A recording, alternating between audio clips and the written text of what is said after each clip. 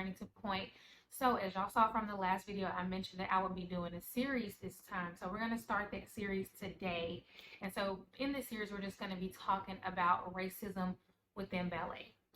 So with me pursuing my goals toward ballet and trying to dance on point and all of those things, it's always kind of played in the back of my mind about the potential of encountering racism within ballet, because I know that it happens. I've seen different things, I've read different things, heard different things from other people about their experiences. So I really have kind of thought about that off and on, just, while pursuing my goals. So I wanted to address that. And not only that, I wanted to really create this series because I want to just share some of the ways that racism affects the ballet world, and it really could be a lot better, if racism didn't exist, period. But, within the ballet world, it really makes it a lot harder for people of color to experience dance the way that they want to and the way that they should, based on some of our other counterparts. So really wanted to talk about that within this series.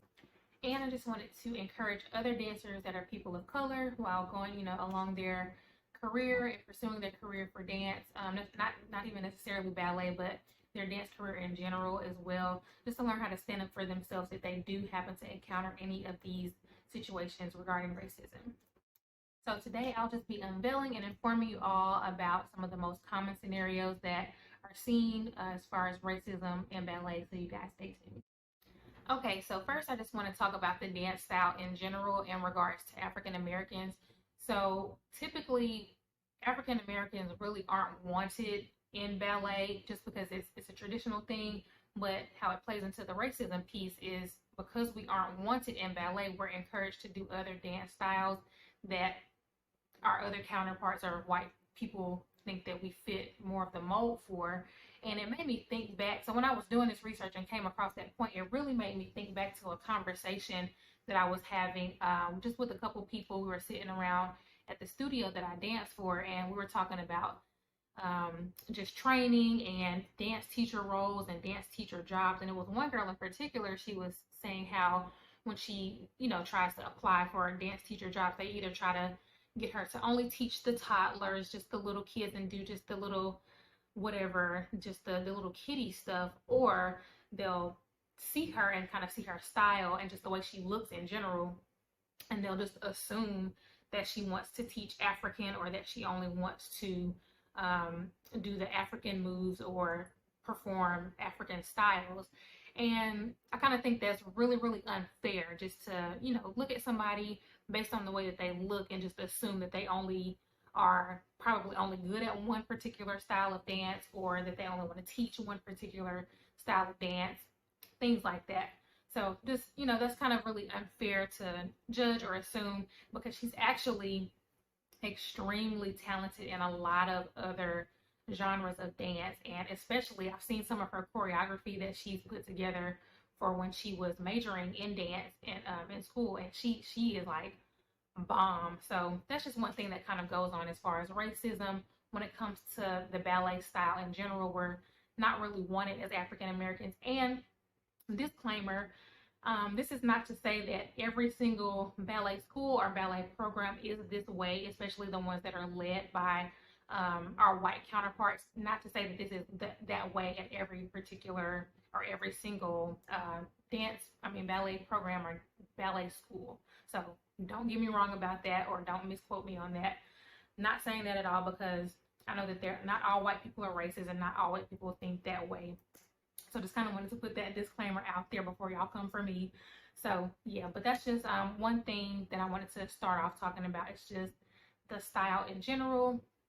We're typically not wanted within ballet just for traditional reasons, but it really is a form of racism. Okay, so the next thing I want to talk about is body type. So as far as being an African American or people of color, we're typically a little bit more curvy than our white counterparts. We've got hips and booty and all this other stuff. And especially with African Americans, we naturally have that deep sway in our lower back, so our booties kind of stick out. But with ballet and the different positions you have to do, your hips have to be tucked under a certain way. And my ballet teacher that I was going to before the pandemic hit, she calls your hips your headlights. So you should always be able to see your headlights.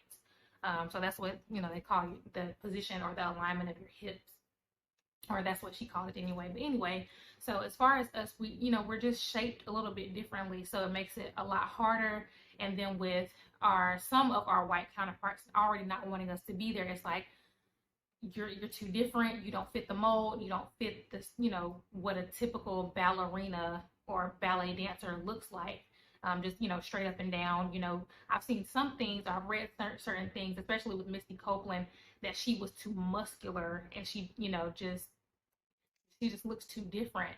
I guess they felt that she didn't look feminine enough to be a ballet dancer. Anyway, but that just goes to show that our body types are just so different, and it kind of makes them turn their lip up or turn their nose up, like, you just look too different to be a ballet dancer. This is typically or traditionally a European style anyway. We don't want you here, yada yada yada. And I've actually experienced this for myself, as far as having to be taught or trained a certain way. This was years ago. I think I was about 18 or 19. I was, fresh out of high school. I, started picking back up dance. Because if you remember from the Get to Know Me video, I dropped dance my 10th grade year and just did just the marching band. I played an instrument. I played the snare drum. So I dropped that. And so once I graduated from high school, I picked dance back up. Then I'm not sure if I said that in the Get to Know Me video, but picked it back up right after high school, and I started taking classes from the lady who was our dance instructor my 10th grade year. She started her dance studio, I think, that year after I got off of dance line in 10th grade, but she had started her dance studio. I started back taking classes from her, and she's Black, so whatever. And she said she had the same problem, so she was trying to instruct me and train me how to tuck my hips under a certain way, because I'm not big, but I'm not small either. Like, I'm pretty blessed in the booty department. So I had to learn how to, like, tuck my hips under and not make my butt stick out, and not put that extra, put that little poke in, put that little poke in my lower back with doing different ballet positions. So I'm sorry, I was tickled that I was doing that. But yeah, so that's something that I had to learn. And of course, with me not being consistent with ballet, I, got distracted and a bunch of other things. Life started happening. Y'all saw that from the Get to Know Me video. As life started happening, I wasn't consistent with it. So now I still have that issue with my butt kind of sticking out and not remembering to kind of tuck my hips under. And just thinking about body type, I kind of almost believe that's something that made me throw out the whole idea of stopping pursuing ballet way back when. It's just feeling like I was too different, or that I wasn't the particular body type that I was supposed to be a ballet dancer, to be that typical petite or skinny body type. No hips, really no boobs for real. I got, a little bit of boobs, but I just felt like I didn't fit the mold, so I kind of put it down. And just like I said, going back to the Get to Know Me video, I talked about self-esteem and things like that. So my self-esteem wasn't really there. And then on top of that, just comparing myself to other dancers or my white counterparts and the way that they looked as ballet dancers, I kind of threw the whole idea out that maybe I shouldn't pursue it because I just don't fit the mold. Maybe I should just stick to the majorette. That's kind of how, I guess that's kind of how I got stuck in majorette. It's like, I don't fit that mold anyway, so let me just stick to what our typical body types usually do. So, but I can say now that I've really started to come into who I am, and I'm more content in who I am and how I'm made, how God made me, and things like that. I really want to be a part of that change as far as body image and all of those things that go into ballet. I've seen the movement kind of happening here and there, and not even just with people of color. I've seen, some more curvier white girls that do ballet, and they're breaking that mold and that, stereotypical image of what a ballet dancer should look like, and that you don't have to be real thin to do ballet or to even be on point. Because that was a misconception that I had in my head as well. as far as being on point. I felt like you had to be a certain size, and that if you're bigger, maybe you can't hold your body weight up. But I've seen some stuff, and I've seen some people that are not real thin that are on point, and they're really, really talented at it. So anyway, but like I said, I really want to be a part of that change and be an inspiration to other little Black girls that may not be so petite and that have hips and a butt and things like that, and to let them know you can still be a ballet dancer and you can still progress and advance to dancing on point, regardless of your body shape, your body type, things of that nature. Moving on, so I just want to talk about how class attire can actually play a part in racism in regards to ballet. So typically the requirement for a ballet class, especially with the little girls, is a black leotard and light pink tights. So that's usually the requirement. And I actually touched on that in an earlier video on this channel about a ballet class that I was intending to take before the pandemic hit. So that was her requirement for taking her class, is she wanted to have a really formal feel to the class, to have on the traditional black leotard and light pink ballet tights. That's usually the requirement. So as I was researching this topic about class attire and how it affects racism and people of color or Black dancers in the ballet world, it's really, I came across a comment from a dance teacher, and they were addressing this issue, you know, within the studio and things that they've seen. And so what they said is that Black dancers, dancers that are of color, should really be allowed to wear tights and shoes that match their skin tone. Because one thing about that is, you know, with white dancers, those tights, they, you know, for the most part match their skin tone, or it blends in, you know, really well with their skin tone, and they're able to see their alignment and their lines when they're doing ballet technique. And for Black dancers to be able to wear skin tone colored tights and shoes, especially in regards to point shoes, it helps them to be able to see their alignment in the mirror better, and to be able to perfect those lines and things like that when they're doing ballet technique. So that really just shows how, even down to class attire, so we've got to, you know, reel some of that stuff in with class attire and how it affects dancers of color. And just going back to the shoes, about the shoes needing to be skin tone, there aren't very many point shoes that are skin tone colored. And I'll actually talk about that in the very last part of this series, about the improvements and advancements that are coming along in ballet as far as skin tone point shoes. But for the most part, point shoes come in that peachy pink or champagne, really satin type color. And there's a method that dancers of color or Black dancers, Black ballet dancers, have to use, called pancaking their shoes.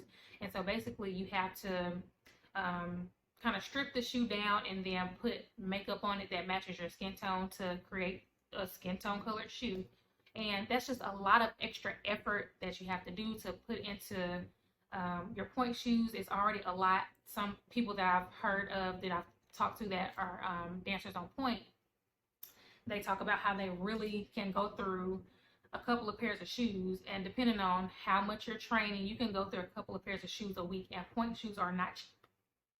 Okay, so that's just some extra, you know, coins that have to come out of your pocket or the parent's pocket, if, you know, if it's a child, just to put in that additional work to have shoes that are your skin tone, and to be able to dance with your white counterparts and things like that, and to just, it's too much.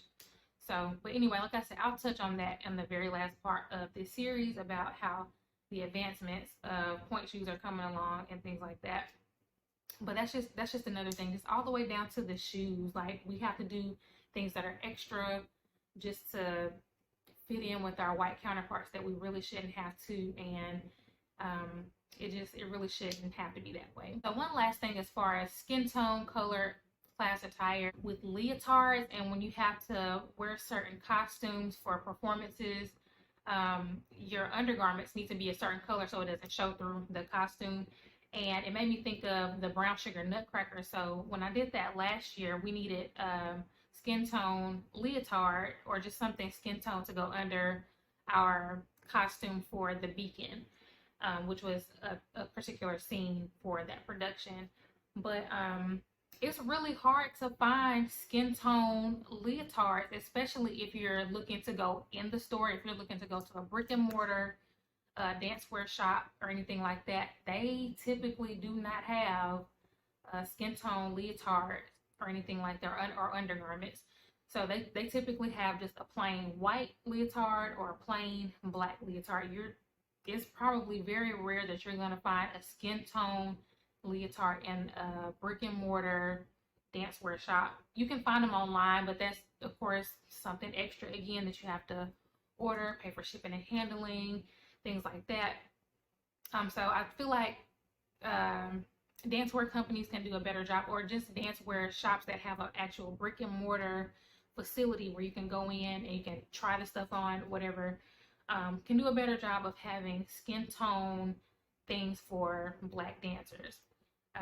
But that's just something I noticed as well. That's something that I would like to see as far as dancewear shops having that more accessible for us dancers of color. All right, so this next one is really, really huge to me as far as racism within ballet. I just think it's really unfair. I mean, as all racism is, it's really unfair to be treated any differently than your white counterparts. But just being overlooked for those lead roles within ballet and the principal dancer roles where you're in the front or you have a solo, things like that. Although I've never experienced this because I'm not, professionally trained in ballet yet. But, just things that I've heard about and read about as far as black dancers being overlooked for those principal dancer roles is something that goes on within ballet. It's typically, and I think I touched on this very briefly in one of the earlier topics in this video, is that ballet is traditionally a European dance style. I mean, it started out with white people, and traditionally the lead roles go to, or the principal roles go to a white dancer.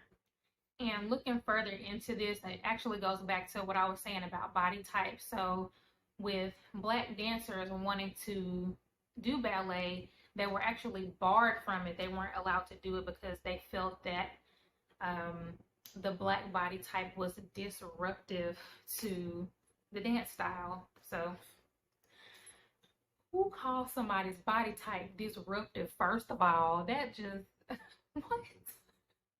But the black body type is considered disruptive to the ballet style, and like I said, just having that natural sway in your lower back, and having a lot of booty, a lot of hips and things like that, and just being a little more curvy, it was considered disruptive.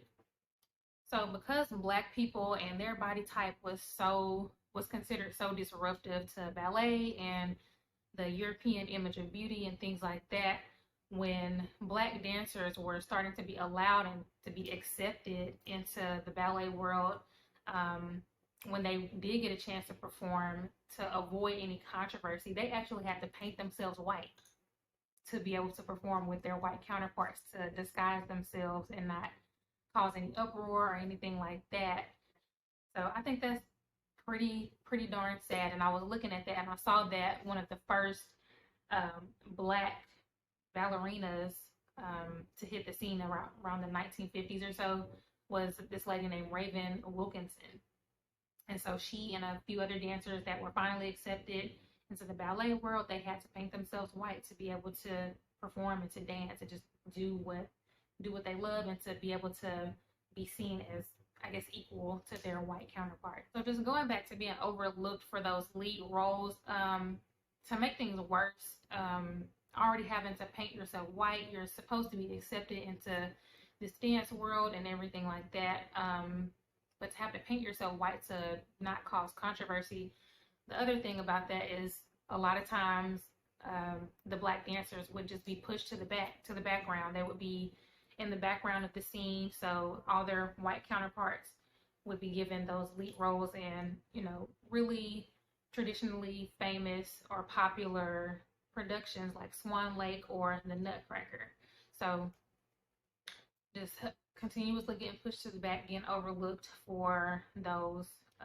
All right, so I'm back. I forgot that I was with my nieces and nephews this past week, so I ran out of storage. They downloaded so many games on my phone. I was trying to record that last little part and then cut into this next part. Ran out of storage space, so sorry, little babies.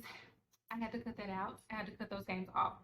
But anyway, so just fast forward into today, I wanted to encourage um, dancers of color and, little black dancers, especially those that are particularly young. Those are your, development years and things like that. And to have to experience racism. So if you do encounter, a racial disadvantage, like being overlooked for a lead role, definitely just speak up and say something. Tell a parent, tell somebody, talk to your dance teacher.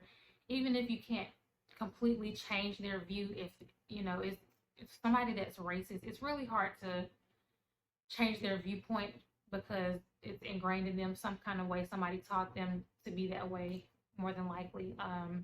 So even if you can't change their viewpoint, just say something. Maybe you can change the way that they teach or approach things in their classroom, whether they like it or not. Just definitely speak up for yourself, say something so that you get those roles that you actually deserve. You're in there working just as hard, if not harder, than your counterparts to learn technique and things like that. And you're paying a good bit of money. Dance classes are not cheap. So speak up for yourself. Tell your teacher, tell a parent, tell somebody that you feel that you're being racially disadvantaged if you are, and get what you deserve as far as those lead roles and different things in class. Oh, so the last thing I want to talk about is hair type when it comes to ballet and the differences and racism and things like that. So typically the traditional hairstyle when you're taking a ballet class or even just with a performance is for your hair to be slicked up into a bun or slicked back into a bun. And I'm really more so targeting us natural girls and things like that. Being natural as it is a full-time job and having to try to slick that back into a sleek bun or any kind of style like that is a lot of work.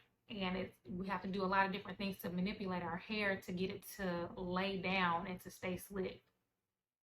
And then you kind of get into that awkward, unspoken, and sometimes spoken rule of don't touch my hair. And I think this really kind of plays out more so into the little ones when they're in ballet class and they're just starting to understand, or not really understand, but starting to notice their differences between themselves and their peers.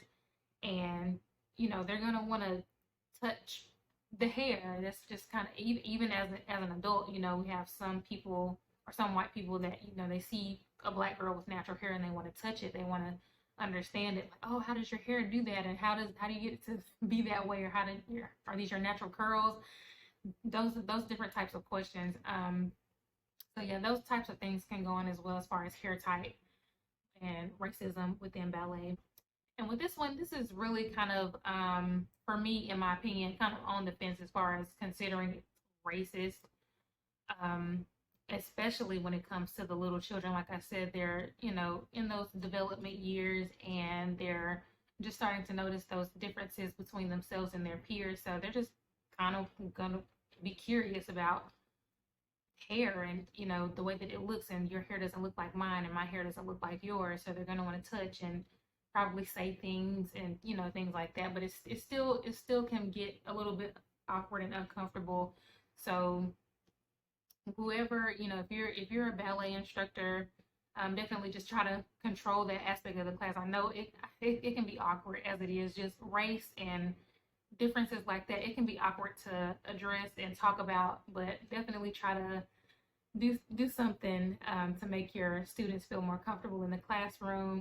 Oh, actually, one thing I saw when I was looking this up and kind of researching is that I saw one dance teacher. She says that to address this or to make her students feel a little more comfortable is that she really promotes individuality in her class. So when she gets to the halfway point of her class, she'll allow her students to take their hair down.